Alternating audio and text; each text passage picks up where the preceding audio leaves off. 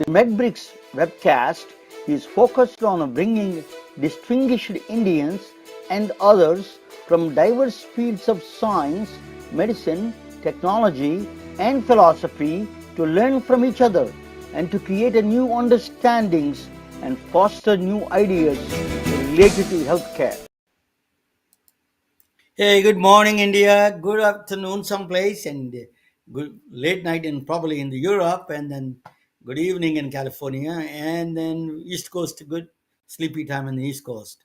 Thank you all for joining. This is the MedBricks webcast. I'm the host. My name is Ramana Anamaraju. I'm the MedBricks webcast host, and we are having a special program today. We have two guests, in fact.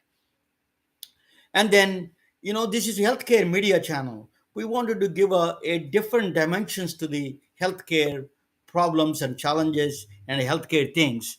So, um, so what we are trying to do is healthcare as a as a as a new kind of a media channel we are creating, that is expanding the origins of the healthcare systems into the different way of thinking and healing, and as a part of the diagnosis and treatment and other things, we're bringing a new kind of ideas to the innovative ideas to the healthcare system. So welcome you all join today. I'm going to bring we have a special guest. Her name is Christina Spataro. She is a psychotherapist. The talk is today is about the mind without a thought. That's a very interesting, right? Mind without a thought is our topic today. So I'm going to bring a Christina Spataro. She's a psychotherapist from New York. She's actually she practices things in Bronx, New York, really the underserved areas of that. So the people that go through the toughest time, roughest time, she sees all kinds of a broad spectrum of patients. With people coming from the war-torn countries, people going through the backgrounds, violent backgrounds from the families and dysfunctional families. She knows it all. So I think after what happened in Texas, we need a therapist like Christina there.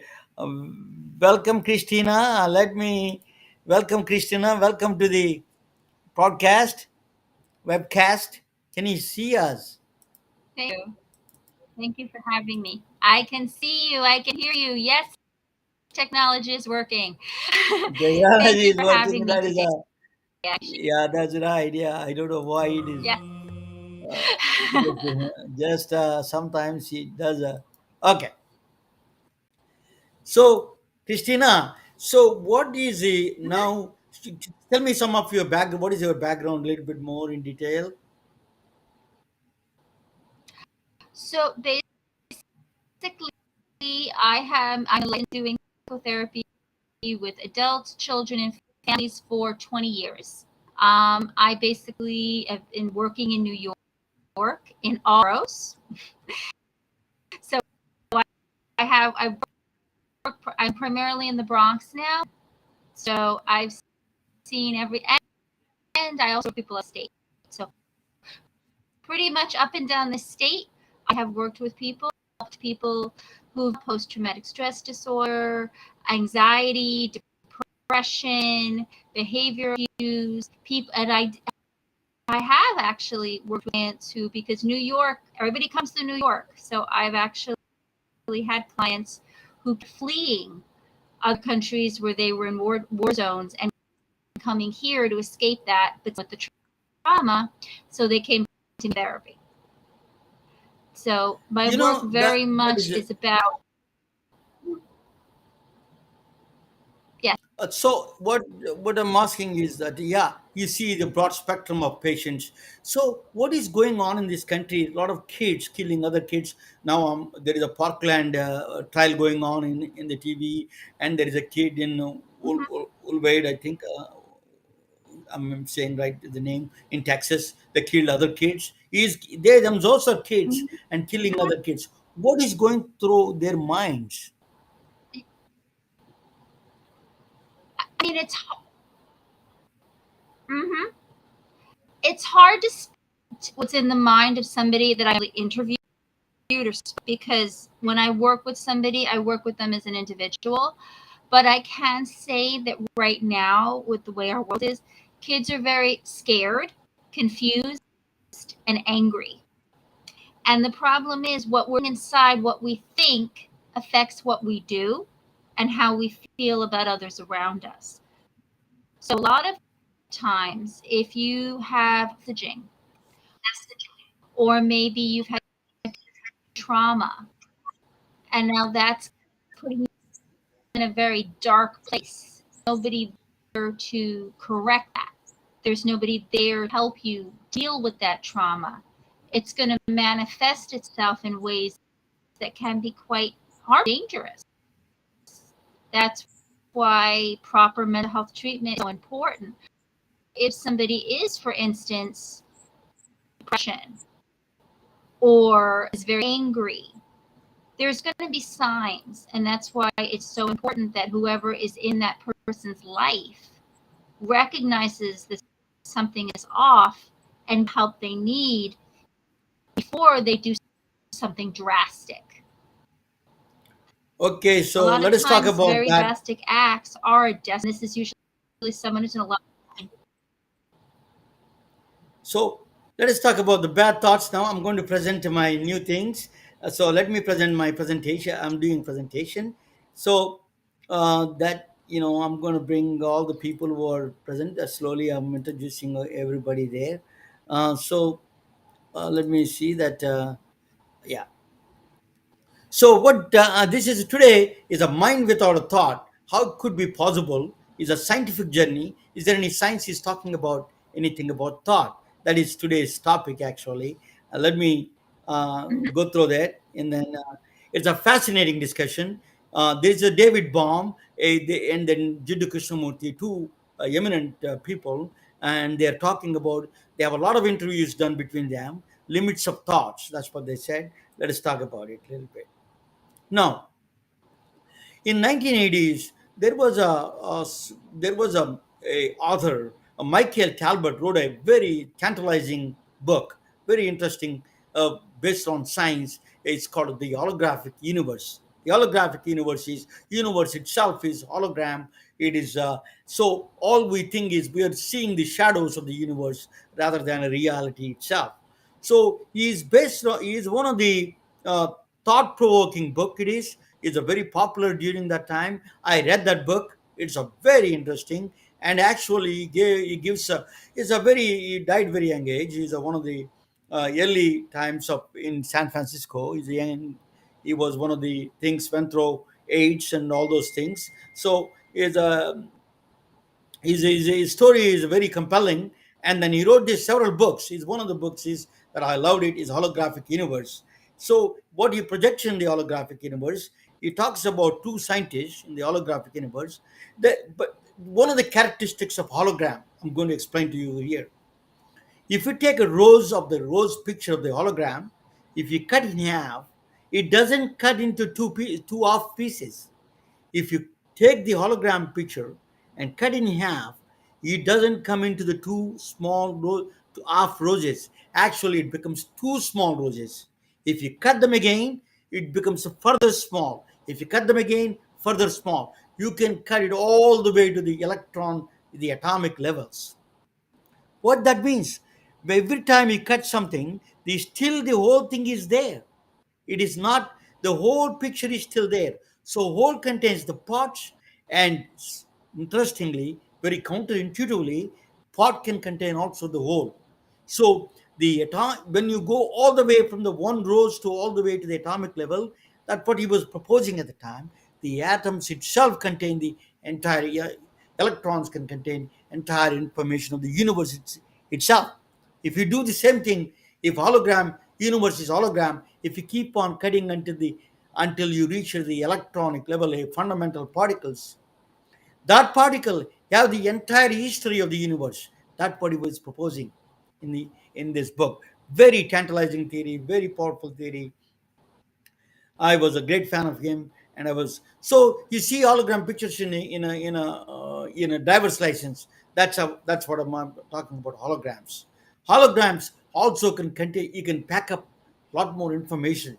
Is a data storage in holograms is amazing. In fact, So hologram is a very powerful tool in science. So the brain, this two his theory is based on two scientists. Is a David Bohm, is a very well known quantum physicist. David Bohm is from Brooklyn, New York.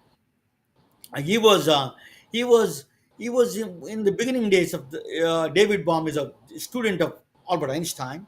He was a direct prodigy of Albert Einstein. Um, he was he was he During that process, McCarthy era, he was um, he was kicked out of this country, unfortunately, because they said that he was involved in the communist meetings. It's not true, but that's what they branded him, as a communist sympathizer, and he has to leave. He went to Brazil and then ended up in England. But he wrote several books on quantum physics. He is one of the proponents of a powerful theories. And then Carl Pribram is a neurosurgeon, is a medical doctor from Stanford. Both of them together created this idea of brain as a hologram. Brain works like an hologram. That means if you have people have a trauma, for example, if we have a, say the brain is in an accident, they lost the part of the brain, they they remember. If you ask them to read the alphabets A, B, C, D, E, F, G, H, they don't remember parts of it. They remember the entire thing, if they remember at all. So what it means, what he's saying is that every cell in the brain has all the information, entire information of the brain. So all your memories, all your past, all your thoughts, everything contained, every cell contains that information. So the characteristics he was proposing is that every cell has all the information of the entire history of your brain, all the memories and everything. So the trauma patients don't remember partial alphabets. They remember, if they remember the entire thing, they remember. Is the question is a retrieval. How do you retrieve it? That is a challenging to the to the to the healthcare people, or healthcare medical clinical people, or it's a computer problem also, to some extent. So retrieving the information from the brain. So that is the proposal, is that every cell in the brain has all the information. Even if you have one cell in the brain, as they see that they have all the information in the entire history of your life. So think about, in the future, there is a one cell of your brain, it stays there. They know everything about you. That is a fascinating, right? So but quantum physics they have a conundrum. Quantum physics, plunged into this in this debate, that is called observer and observed. Observer, as this kind of a talk is observer, came from a double slit experiment. I don't want to go into too much into it, but what I'm going to talk about is observer and observer reality.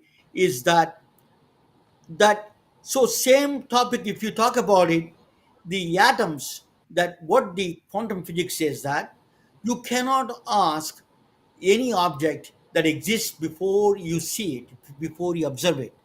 You cannot ask what is electron doing before observation. You cannot ask that question, because we don't know what it's doing.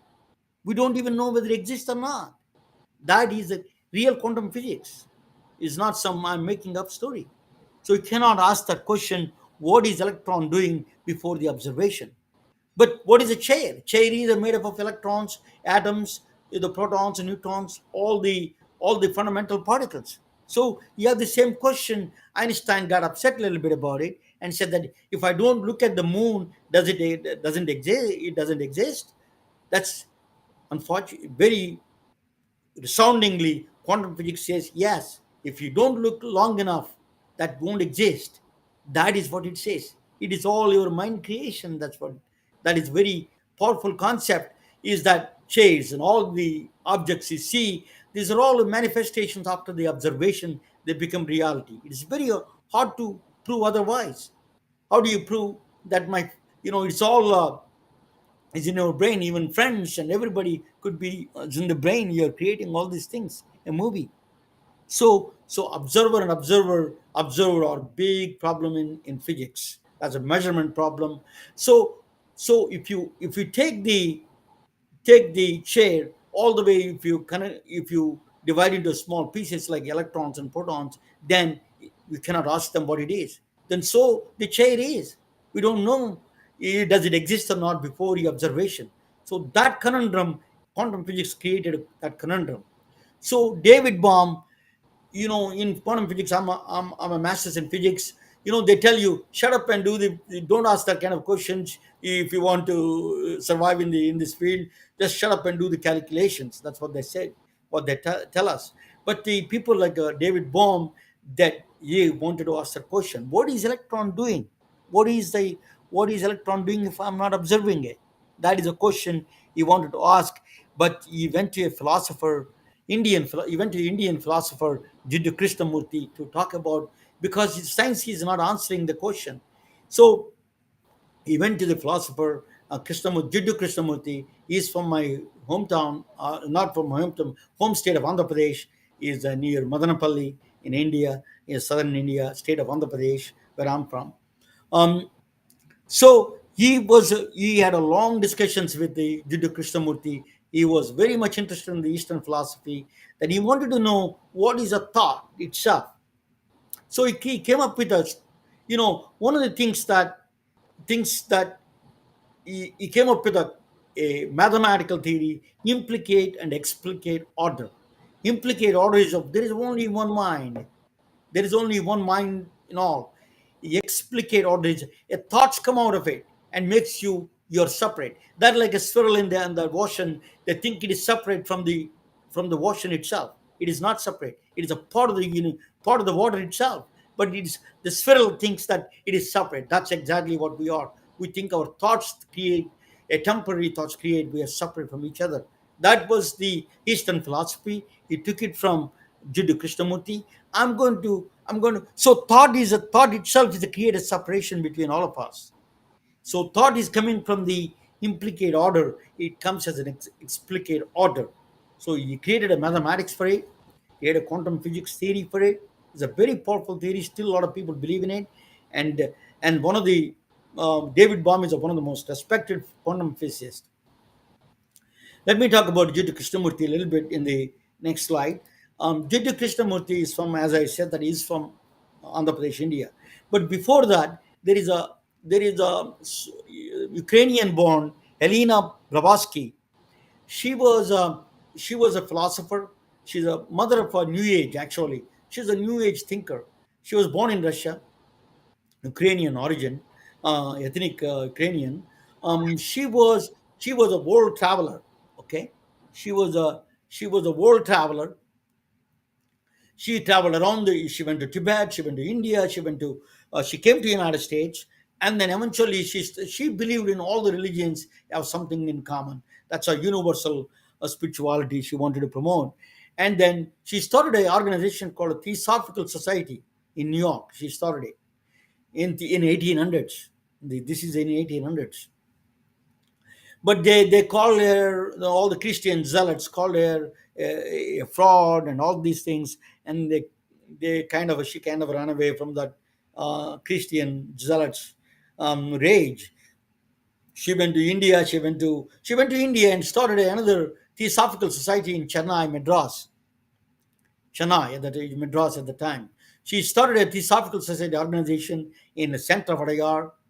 And then she was working with Annie Besant, another Irish freedom fighter. She moved to India. She is a very social reformer, and then she was she you know the, um, there was a sati is called sati. The After the husband dies, they used to ask a woman to also die and join in the cremation. As a part of the cremation, even the live people go there and sacrifice themselves. That she stopped it. That is she's one of the social reformers. So she was going against the sati, and that kind of thing. So she was actually she became a president of the Indian Congress. Surprisingly, a foreign woman became an Indian National Congress president in a short period of time. After her death, they instituted Jiddu Krishnamurti as the head of the Theosophical Society of Chennai. So he eventually moved to Ojai, California, and then Theosophical Society became very popular. It became a new age group. In 60s and 70s, it became a very popular. They amassed a lot of real estate. They got a lot of donations of millions of dollars, and they became one of the largest real estate holders, in fact. So Theosophical Society became a very powerful organization during the 60s and 70s. The philosophy of Jiddu Krishnamurthy is a truth is a pathless land. That what he says is very interesting. Truth is a pathless land. Man cannot come to it through any organization, through any creed, through any dogma, priest or ritual, not through any philosophic knowledge or psychological technique. He has to find it through the mirror of relationship, through the understanding of the contents of his own mind. He's talking about the own mind. Christina may agree, may not agree with all of that, but some extent what that his philosophy was. So, this is observe through. So the observation, the thought itself, you need to look into your thought process. That's what Jiddu Krishnamurti was telling. That when you look at yourself, thought is a very important. So observer creates a reality. That's what the quantum physics says, that observer creates reality. If you see Rembrandt's the picture of Rembrandt on the left and the art, and the right hand side is a Monet. Both are naked women with the nude pictures, but you have a different feelings on both. If you're, I used to be one of those guys, different don't know the difference between the car crash and a Picasso, and now I'm understanding as I get older. I really appreciate the art. So this is a Rembrandt is one of the 18th, 16th century artist, and Monet. Both of them are they painted this picture different ways. But think about people feel the different feelings. So that reality was created by us, not by by not by them. That's what the observers create reality. That's one of the things. So thought creates matter. Amita Goswami, another physicist from Oregon State University, that what he created, we always think, universe was born, then the stars or galaxies came out, galaxies created stars, stars created planets, planets created life, the earth created life. That is order that we pick up. Okay. But he says the other way around, upward causation, upward causation. Thought itself is creating all of them.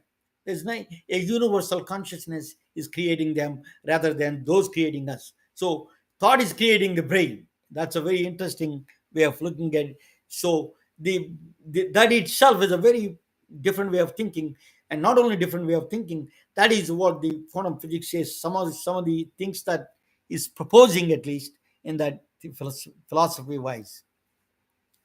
So there are other in this area. The thought itself. How do the thought comes? How the consciousness? The thought, it means I love my children. I love my son, my daughter. I love my wife. I love my mother. All those things. I like the red color. I like purple color. Whatever it is, all these qualia that is they're talking about is a quantum phenomena.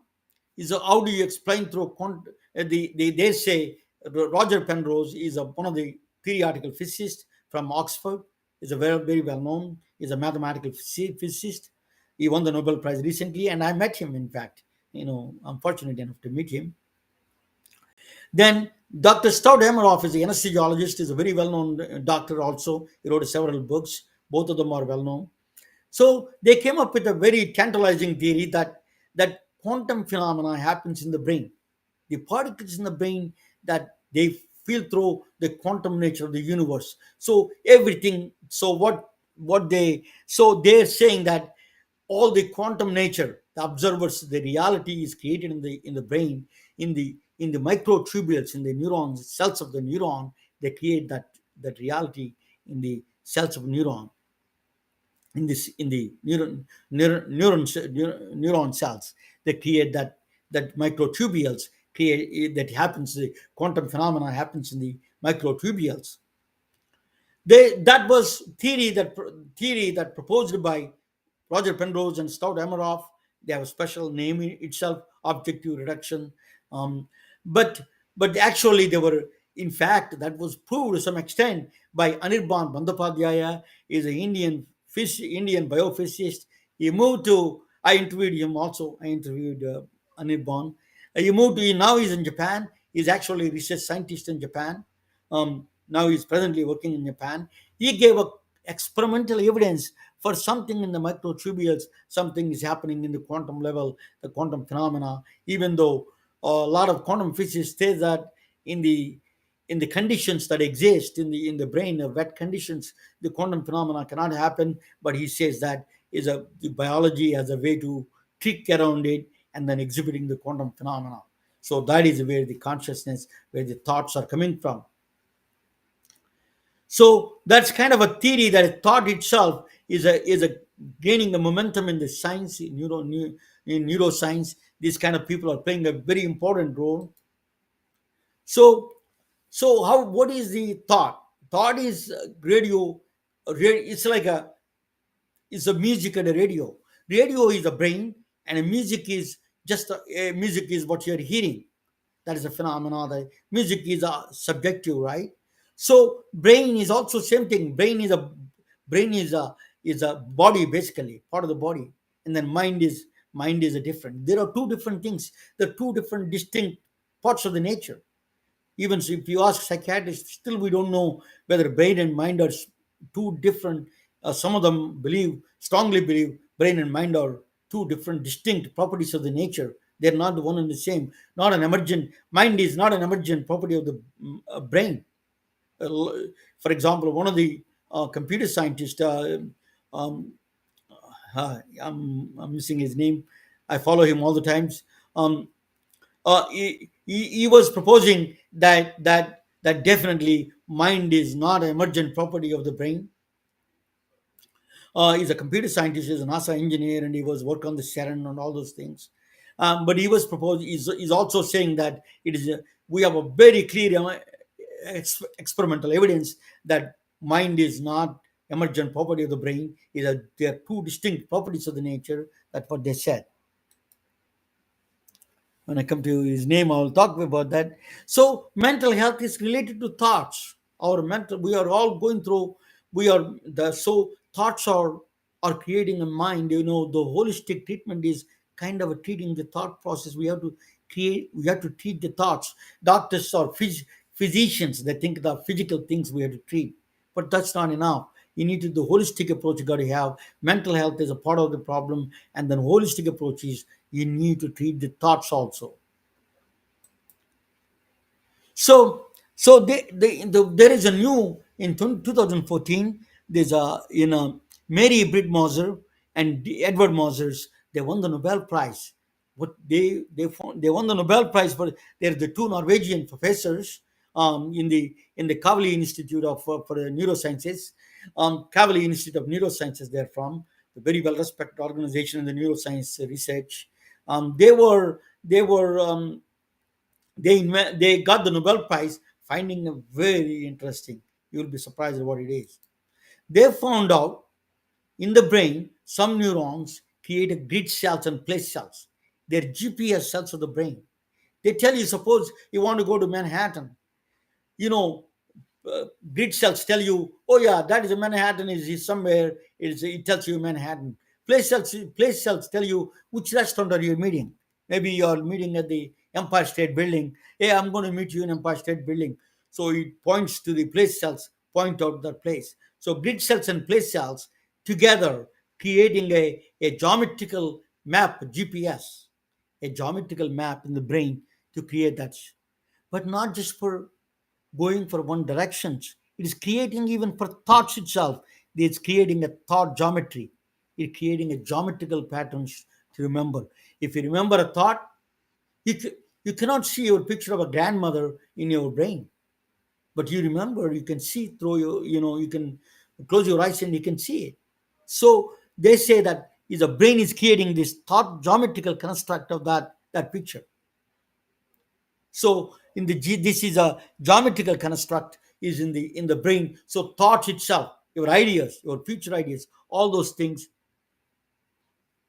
all be they create the geometrical construct. So thought is a geometry, place and time. There's a time cells that create a past and present. There is a cells that create the past and present, all of them together. I will bring. Okay, so thought is a place and time. So you can even cognitive spaces. These are all geometrical, hexagonal structures they create in the brain. That's what they say. Hexagonal is a very optimizing space. So cognitive spaces that creates in the brain is a geometrical structure. So if they took actually the picture of the brain, 50 neurons, photo of the thought, actually, that is a picture of the neurons, in fact. The neurons, when they light up, they catch the neurons lighting up and they took the picture, the actual picture, the photo of the thought. That's not a simulation. That is a holographic nature to it. It is holographic photo. That's a 50 neurons lighting up their particular thought. Eventually, you can catch in the future somebody is thinking about a terrorist or something. You can catch their thoughts in through photo of the thought. That's a very interesting way of thinking in the future.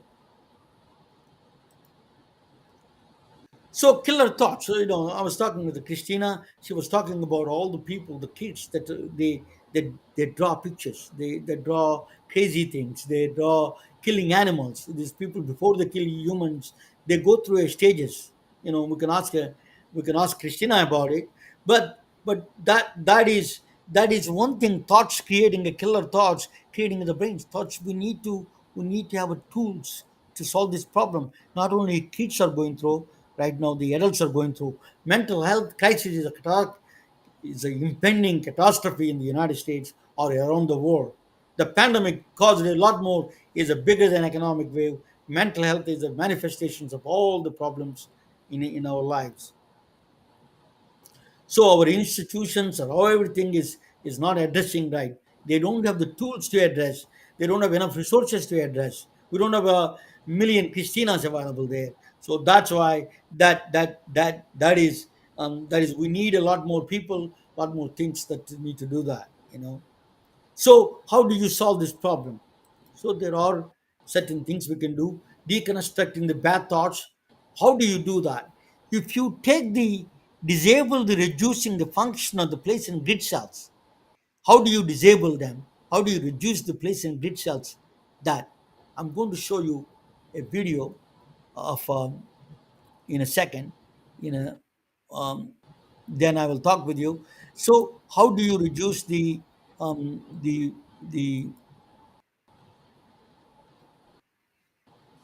oh yeah, let me show you this video. So,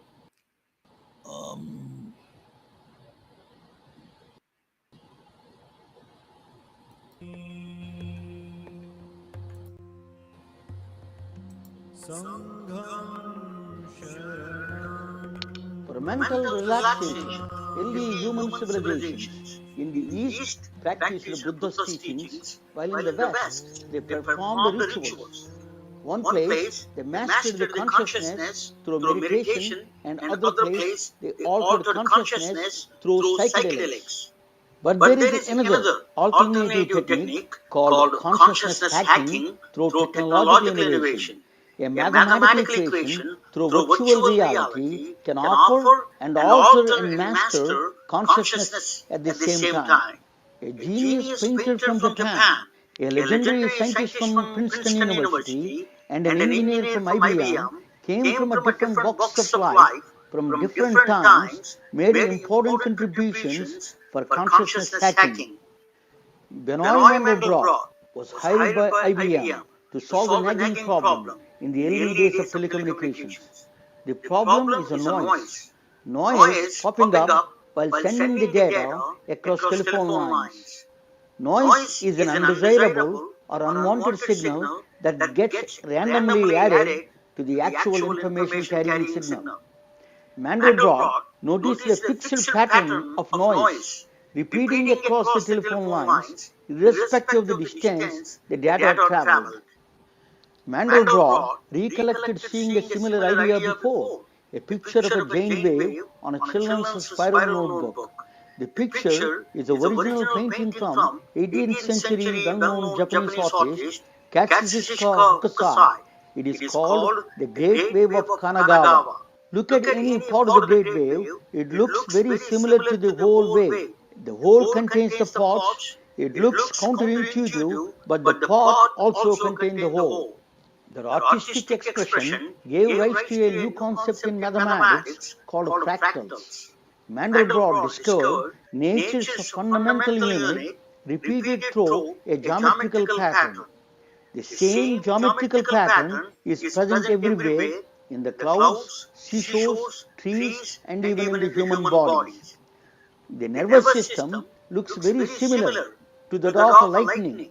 The EKG of the heart signal is strikingly similar to that of a noise signal in telephone wires. If you further zoom in into the signal, the strange looking pattern emerges. The pattern is discovered by Mandelbrot, based his name Mandelbrot set. The nature around you, the snowflakes, trees, mountains are built from these series of Mandelbrot sets. We can also observe Mandelbrot sets at the beginning of life in a woman's womb. The equation that governs the nature is spectacularly simple and displays the nature in exquisite details. Before the public understood the power of the Mandelbrot sets, Hollywood jumped in. The Star Trek movies with the fractals put the movie watchers in a trance. There is a similar, a different kind of a trance was described by an American botanist, a former New Age hippie, Terence McKenna. He frequently experimented with a psychedelic brew called ayahuasca. He chronicled his experiences through books and videos. Amazonian Indians consumed this brew on ceremonial occasions. Terence McKenna claims this brew produced visual and auditory hallucinations while his eyes were closed. He claimed his experiences profoundly changed his outlook on life. Many of them, and they come pounding toward you, and they will stop in front of you and vibrate, but then they do a very disconcerting thing, which is they jump into your body. They jump into your body, and then they jump back out again. And the whole thing is going on in this very high-speed mode, where you're being presented with thousands of details per second, and you can't get a hold on, you say, my God, what's happening? In recent studies by Johns Hopkins and New York University Langone Special Unit Psychedelic Medicine Center conducted studies with the psychedelic drug psilocybin in a controlled environment. The chemical compound in psilocybin is dimethyltryptamine, in short called DMT. The studies show a single dose of psilocybin dramatically reduces the depression with the subjects of research. Interestingly, the visual hallucinations the subjects describing look very similar to Mandelbrot fractals. In the years before, Albert Einstein published the theory of general relativity, a profoundly mind-bending way of looking at nature. Mass tells space-time how to curve, and space-time tells mass how to move. Gravity is not a force, it is an illusion created by the bodies moving in space-time curvature. Einstein deployed a very different branch of mathematics called non-Euclidean geometry. We don't experience non-Euclidean geometry in our everyday lives. American Airlines pilot explained this phenomenon through a tricky example. The shortest route from Dallas to Hong Kong is the first Dallas to Seattle, then Seattle to Alaska, then Alaska to Siberia, then Siberia to Mongolia, then Mongolia to Hong Kong. That is the shortest route. But you see on a flat map, it creates an illusion the Hong Kong is directly right across Dallas. But if you combine Einstein's non-Euclidean geometrical concepts with the Mandelbrot fractals, watching in a virtual reality devices, it is truly a technical wonder. It produces mind-feasting, kaleidoscoping patterns where all your visual channels are fully occupied. It puts you in a trance and gives you same bliss without inducing substances.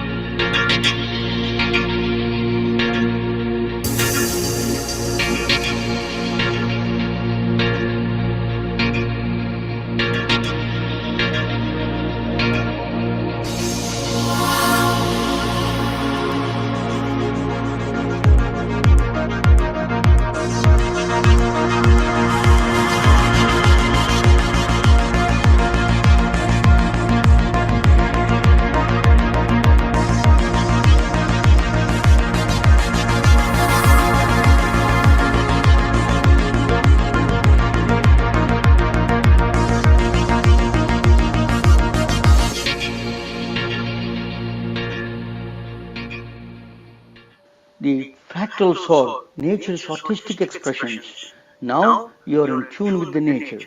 Welcome to 25 milligram DMT experience without a DMT.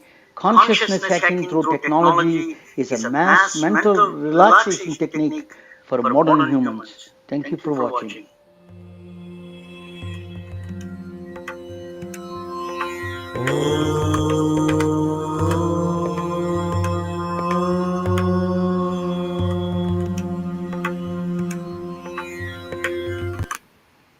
So that so that is a deconstructing place and grid cells, or during the meditation, during these things, the place and grid cells becomes less functional. They disable. That's what we do. By good thoughts, we can reduce the function of the place and grid cells. So that what are the ways to do that? Deconstructing the bad thoughts. So one is the psychedelics, but we cannot do that. You go to jail if you take it now. So forget about the psychedelics, because that's also, is not a relaxation. You have to do in a controlled substance, controlled environment. So it has to be highly controlled environment. So you cannot do that. Prescriptions, yes, you can take. So that from the physicians, some of the things you can reduce the place and grid cells. Maybe that's one of the things that is still working on, whether the connection between they are still in the beginning research at this time, the function of the place and grid cells. But I strongly believe they will plays a role. So there is a now deconstruct the fractal geometry, the geometry that is created by Mandelbrot sets, idea, Albert Einstein's negative curvature things that you employed in his a general relativity, that you could apply it together and see this new kind of a geometry. Then your mind maybe you can disable those place and grid cells. That's one way of disabling them. That's a deconstructing the thoughts. Visual channels are 80% are occupied. That's so. Another technique is meditation, thoughtless state, nirvana. A full nirvana is a Buddha. What Buddha taught us, nirvana is a thoughtless state. It's not supposed to have no thoughts at all. That is the ultimate nirvana. That is a bliss. During this bliss, the place and grid cells may be less functional, maybe non-functional. In fact, that's where you lost in life, lost in space and time. That's what you feel, that when you're watching psychedelics, people think that they're lost in space and time because they're experiencing those kind of things. That's a place in grid cells are becoming non-functional during the time. So art is another therapy that is you can do. So I'm going to introduce you Namrata Sharma. She's actually Jackson Pollock and MC Escher. Art is a very they say Jackson. Both of them have a lot of physicists study MC Escher and Jackson Pollock art. In fact, because yesterday I was talking about you MC Escher tessellations in the monsters group and very advanced in physics. They talk about fractals in Jackson Pollock. So art is a very powerful tool. So I have a friend who is from Pune. She's from India. She created a wonderful art, Namrata Sharma. I'm going to introduce you in a minute. So Namrata Ubika Art Energy Company, she creates a color therapy, that kind of things. So these are all during this time when you are looking at it, you are basically reducing the place and grid cells or the function of the place and grid cells. So then you feel like you are part of the universe, part of the lost in space and time. So all these functions are to lessen the geometrical bad thoughts. That's exactly a thoughtless state. You're trying to bring it a non-functional thought, a thoughtless state. It can. These are the tools that you can use it. I'm going to introduce you, Namrata, in a second. So there is also technology you can use it. One is a virtual reality. You can do that. You can the meditation through virtual reality is a very powerful deconstructing the bad thoughts. And there is a neurofeedback. Is a they in the NASA invented a neurofeedback because the loneliness is a big problem in space. So emotive is one of them. That emotive neurosky. These are all the new technologies are coming up. Brain training programs. You must watch it. You must check it out. These are the technology that you can use I'm giving you different ways of deconstructing the bad thoughts. That's all. So we have to do everything available to us to do the bad thoughts. That's the only way you can address the mass mental health problems. So what it does, this immersion, all these things, what they do, immersion, multisensory interaction, and immersion and mental focus. They're all create. That's a new kind of a things that it creates. Immersion reduces the those kind of cells, that mental a thoughtless state that we are trying to create. So thank you for watching. This is Ramana.com. You can go there. You can buy the Mandelbrot sets, Mandelbrot cups and t-shirts and everything you can buy at that place. And you support that Mandelbrot is one of the brilliant engineers IBM produced. That's one of the this very powerful way fractal geometry can play a role in the mental health. Let me bring Namrata and so let me bring both of them to the table and um, somebody is having a little bit of problems and let me see if I can do so. Yeah, 1 second, give me 1 second. Okay, Namrata, welcome. So Thank you. welcome to United States. Welcome. You're from Pune, right? Tell me Yeah. your background. I'm always you're a technology chick. I call you. So tell me, you came from a technology background and became an artist. Tell me your background, Namrata. Okay, so yes, technology background. By education, I'm an engineer and have worked in the IT and the animation industry for like 25 years or more. During this process, as you know, when you set up your own company, we were doing a feature film which was to be released in India and in the US. And you see, you have small children, you have a house, you have relatives, and you see so much stress around you.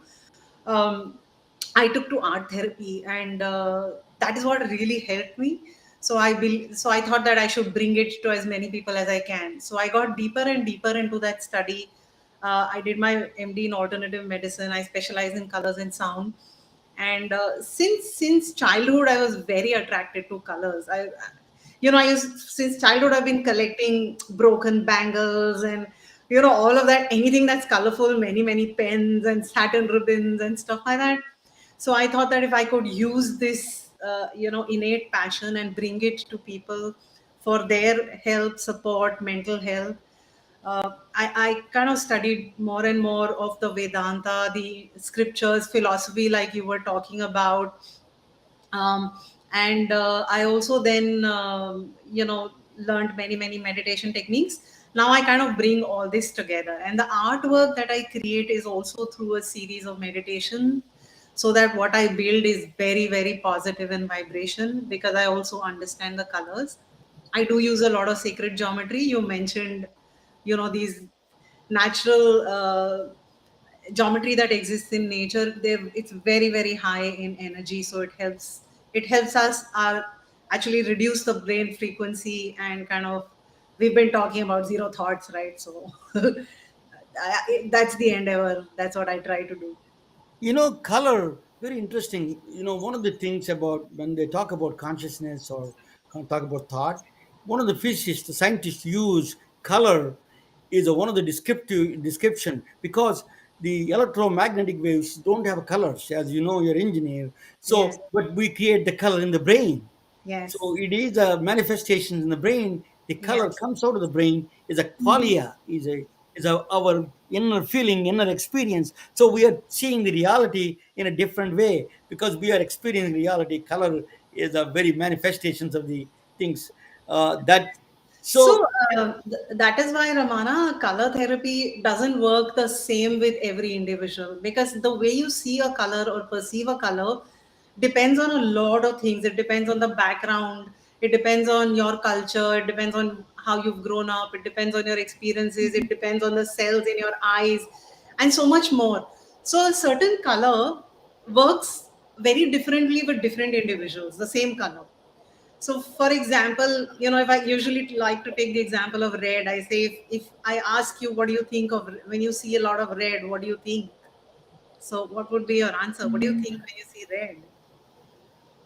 So yeah, that is a that is that Yeah, that is what some that people is say, everybody has a different feeling, right? And yeah, some people say passion, some say love, some say blood, some say violence, some say anger, some say hunger. So you have to first begin to understand a person's psychology and the whole psychological and physiological setup, and then you have to start talking about colors and how. So colors don't have any thumb rule. I mean, Google talks of red for this and blue for that, but it doesn't really work like that. so what do you do? Your color. What is the your website? Did you have a website, Namrata? Yes, it's called namaha.one, NAMAH.one. And yeah, I do workshops for color therapy. I work a lot with cancer patients. I work with autistic children. Um, I do consulting. I do, and paintings, of course. Positive vibrational paintings is my USP. So I love doing that. My daughter is in 20s. Recently, she started doing a painting. I was surprised, So Nice. she started doing the painting. What a surprise to me that is. I think that's a very powerful tool. It That is. they need to be taught when they were start engage. Everybody has that artistic expression they have to do. Not like me. When I see in the engineering side, we see Picasso versus car crash. They look exactly same. Same. So, Christina, let me ask you, how Yes. is the this kind of a things, so different things I was talking about mental health. So, Mhm. thought deconstructing the bad thoughts. What are the techniques? So the talk therapy is one of them. How do you do that? And then what Namrata is talking about, how do So, you relate to that? so I actually relate to all of it because I very much use, especially when I'm working with children, because sometimes children don't have the words for their thoughts, their negative thoughts. So they use art therapy with kids as well. So I will have them draw like their family or draw a scene. And by talking about their drawing, I can kind of get a sense of what's going on in their heads. And then we look to see, because what has created our thoughts, basically our life experiences. Our life experiences create these neural pathways in our brains. Talk therapy does, what art therapy does, it's getting into the heart of where you're thinking and to help you change that thought, to help you change that action. Because who we are is based on what we experienced, what we were taught, what we observed around us in our lives. So the job of a therapist is to kind of bring that to light and help people understand where maybe now their negative thought pattern, and that you can change that, because that's the cool thing about the brain. You can create new neural pathways. So even though you may have this pathway, just like you were talking about the cells for space and time and all that, you can actually change the thought pathways that are in your brain that are creating these negative patterns. And you can do that through talk therapy, you can do that through meditation, you can do that through art therapy. There's many ways to get at it. So first it's about bringing awareness to these thoughts, where it came from, and help them create new ones. Very good. Christina, what is ChristinaSpataro.com, right? What is your Yes, website? it's actually spatarocounseling.com. Last Spataro. name counseling.com. Spatarocounseling.com. Yeah, you're doing a great job, Christina. Any um, so that that what I'm trying to bring is the science behind it, some of the advances in science that I'm connecting what you're all saying. I used to one of those people used to think all these things are dissociations. They're all from different branches of different things, but at the end of the day they're all one mind, as David Bohm is saying. It's all part of the one mind, big mind. We have to understand that big picture of that. And one of the thing is, that I think, Namrata, I used to see people draw a picture. Okay, it may not be a great picture. They write it's some elephant looks like a cat, but they're so proud to show everybody. That's. I think they feel so good about it. What they feel in their feeling is an extremely good one, because it brings them something good in them to do that, even though they're not good at it, like people like me, we are terrible artists. But I think it brings them something extraordinary quality from their mind when you start draw pictures and they like to show to everybody. That's one of the powerful therapies in my view. It is precisely, of course, Christina knows people with going through all of them. I really thank you both for both of you joining. I really, truly an honor for me for the talking with you guys.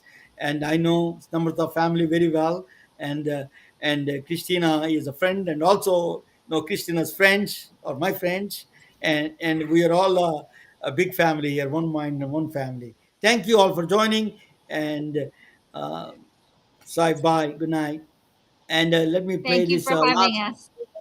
Thank you so No, much. Thank you, Ramana. Yeah, thank you so much for having us. We are retelling their stories through our patented designs that can be worn on scrubs, t-shirts, printed on conference bags, and endless other promotional materials. Daily Wear for Medicine is the first ever of its kind to create curiosity in medicine through visual art. We at MedBricks are celebrating unsung heroes of the past who made enormous contributions to the field of medicine through our unique campaign called Daily Wear for Medicine. You can wear it, carry it, and give it